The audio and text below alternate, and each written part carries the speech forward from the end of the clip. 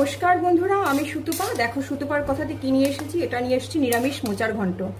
একদম ভোগের থালায় যেমন আমরা দেই সেরকম মোচার ঘন্ট নিয়ে এসেছি। চলো রেসিপিতে যাই। তবে যাওয়ার আগে বলি, প্লিজ চ্যানেলটাকে সাবস্ক্রাইব করে ভিডিওটাকে লাইক দিয়ে দিও। এবার চলো রেসিপিতে যাই। এই যে দেখো মোচাটা ছাড়ানো তো। এই যে এইগুলো প্রথমে খুলে নেব। খুলে নিয়ে এইগুলোর এই যে ডাটিটা আর এই যে এইগুলো ফেলে দেব। এই যে এই ডাটি আর এই যে নিচের এই যে সাদা অংশটা, এটা ফেলে দেব।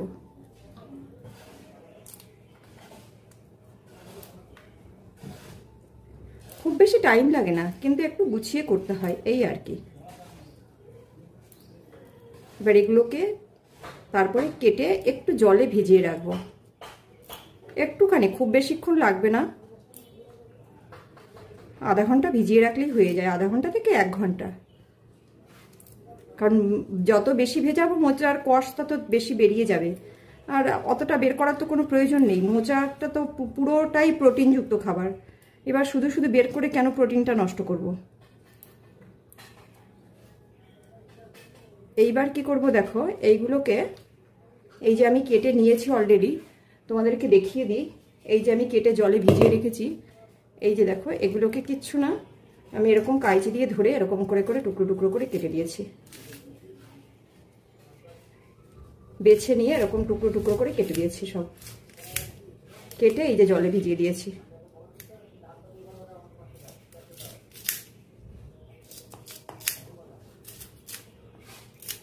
এই যে হয়ে গেল। এই যে এই দেখো একটুখানি ভিজিয়েছি, আধা ঘন্টা হয়েছে কি হয়নি এরকম, বড় জোর 35 থেকে 40 মিনিট। ওই দেখো কষটা বেরিয়ে গেছে। আর এই মোচা রান্নার জন্য আমি কি নিয়েছি দেখো। একটা আলু নিয়েছি এরকম সাইজের, খুব বেশি বড় না আলুটা। এই যে ছোট করে কেটে নিয়েছি। এই যে আর নিয়েছি এই চামচের এই 2 চামচ পরিমাণের গোবিন্দভোগ চাল। এই যে পুরো গোবিন্দভোগ চাল দেখো। এই যে আর লাগবে একটা টমেটো নিয়েছি, এইটুকু আদা 1 কর সাইজের, আর এই কটা কাঁচা লঙ্কা, 5খানা কাঁচা লঙ্কা। লঙ্কাটা যে যার পরিমাণ মতন নেবে। এবার দেখো কড়াই বসিয়ে দিয়েছি। কড়াইতে দিয়ে দিলাম, আমি খুবই কম তেলে করব, ওই 1.5 চামচ পরিমাণের সরষের তেল দিয়ে দিলাম। এবার এর মধ্যে ফোড়নে দেব একটু কালো জিরে। এই দেখো কালো জিরে আর একটা তেজপাতা। এইবার এর মধ্যে এই আলুগুলো দিয়ে দেবো। পুরো নিরামিষ রেসিপি করছি, এর মধ্যে কিচ্ছু দেবো না। আলুগুলো দিয়ে দিলাম। আলুগুলোকে লাল করে ভাজবো পুরো। আলুতে লবণ হলুদ এখনই দেবো না, লবণ হলুদটা একটু বাদে দেবো। এটাকে আগে একটু লাল হয়ে নিই। আর টমেটোটাও কিন্তু আমি কেটে দেবো, বেটে কিছুই দেবো না। মশলা, বাটা মশলা ছাড়া, পুরো মশলা ছাড়া এটা করব।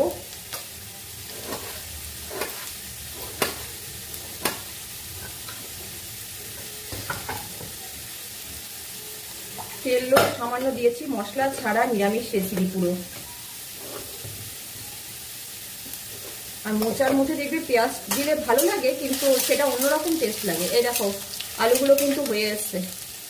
এবার এই অবস্থায় আমি দিয়ে দিলাম টমেটোগুলো। এই যে টমেটো কাটলাম, দিয়ে দিলাম। এইবার দেবো কাঁচা লঙ্কা। টমেটোটা দিয়ে একটু নেড়ে চেড়ে নিয়ে দিয়ে দেবো কাঁচা লঙ্কাগুলো।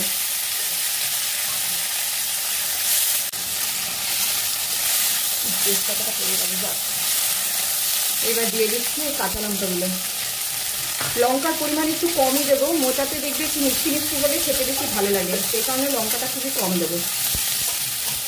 এইবার দিয়ে দেবো এর মধ্যে এই যে মোচাগুলো ভিজিয়ে রেখেছিলাম, সেইগুলো জল থেকে তুলে দিয়ে দেবো। জল শুদ্ধ না, জল থেকে তুলে দিয়ে দেবো।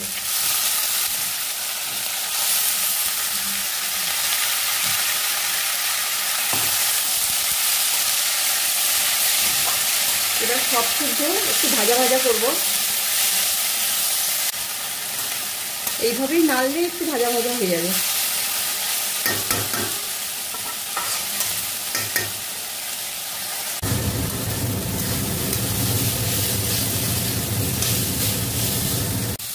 এই যে এই অবস্থায় হলে গ্যাসটা পুরো কমিয়ে দেবো। কমিয়ে দিয়ে এইবার দেব এই যে গোবিন্দভোগ চাল যে কটা রেখেছিলাম ধুয়ে নিয়ে এসেছি, এটা দিয়ে দেব। গ্যাসটা অবশ্যই কমিয়ে রাখবো এবার কিন্তু। আর দেবো এই যে আদাটা নিয়েছি, এটাতে ঘষে দেব, এর মধ্যেই ঘষে দিয়ে দেবো। এই যে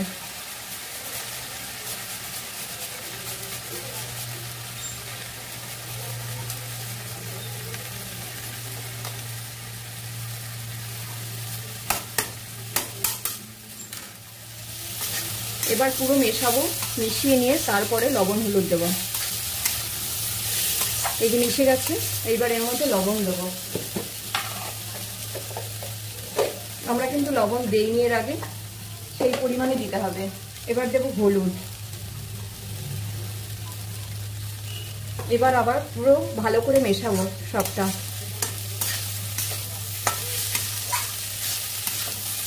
পুরো ভালো করে মেশাবো, আর গ্যাসটা কমানোই থাকবে। এই অবস্থায় একটু ঢাকা দিয়ে রাখবো, মিনিট 2 একটু ঢাকা দেবো, তাহলে এই আদার কাঁচা গন্ধটা খুব তাড়াতাড়ি কেটে যাবে। 2 মিনিট বাদে ঢাকাটা খুলে এবার নাড়াচাড়া করব। দেখবো রসটা মোটামুটি টেনে গেছে, তলায় লেগে আসছে। এবার চাল আছে যে, চালের রসটা টেনে নিয়েছে। এইবার পরিমাণ মতন জল দিয়ে দেবো। একটু ভালো করে নেড়ে নিয়ে দেখবে আদার কাঁচা গন্ধ কেটে গেছে এতেই। খুব বেশি জল লাগবে না, জলটা আবার টানাতে হবে তো। আর মেনলি মোচাটা সিদ্ধ হওয়ার জন্য, মোচা আর চাল সিদ্ধ হওয়ার জন্য জল দেবো। এই যে আমি কতটা দিচ্ছি দেখো, এই জলটা পুরো শুকিয়ে যাবে কিন্তু। এইবার গ্যাসটা বাড়িয়ে দেব। এবার ঢাকা দিয়ে দেবো। ঢাকা দিলে ফুটে উঠবে, ফুটে উঠলেই, খুব বেশিক্ষণ লাগবে না, ফুটে উঠলেই দেখবে হয়ে গেছে। এই যে দেখো ফোটার পরে কি হয়েছে, এই দেখো এইবার সব সিদ্ধ হয়ে গেছে। এবার খুন্তি দিয়ে এরকম করে মেশাবো, আর মেশানোর সময় এর মধ্যে দেবো একটু চিনি। মোচাতে একটুখানি চিনি দিলে ভালো লাগে খেতে, বেশ হালকা, যে যেমন পরিমাণে। তো কেউ চাইলে চিনিটা অ্যাভয়েডও করতে পারে।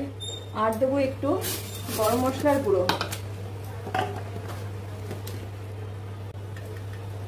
এটাও অল্প পরিমাণে, কম।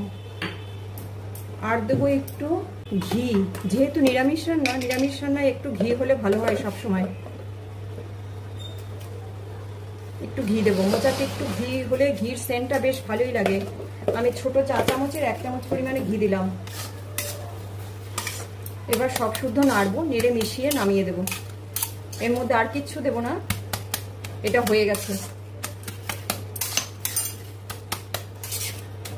পুরো একদম নিরামিষ একটা রেসিপি। আমরা যে ভোগের থালায় ঠিক যেভাবে রান্না করে থাকি মোচা, একদম সেরকম করেছি। আর গোবিন্দভোগ চাল মেশানোর জন্য অদ্ভুত একটা গন্ধ বেরোয়, খেতে যে এত ভালো লাগে, এটা পুরো কমপ্লিট। এবার নামিয়ে নেব। এত ভালো লাগে সেটা বলার মতন না। এখন নামিয়ে নিয়েছি, দুর্দান্ত টেস্টি। আমার কাছে তো খুব ভালো লাগে। এবার দেখো তোমাদের কাছে কেমন লাগে, অবশ্যই কমেন্টস করে আমাকে জানিও তোমাদের কাছে কেমন লাগলো রেসিপিটা। আর ভিডিওতে একটা লাইক দিয়ে দিও। আর কি বলবো, সবাই ভালো থেকো, টাটা, বাই বাই।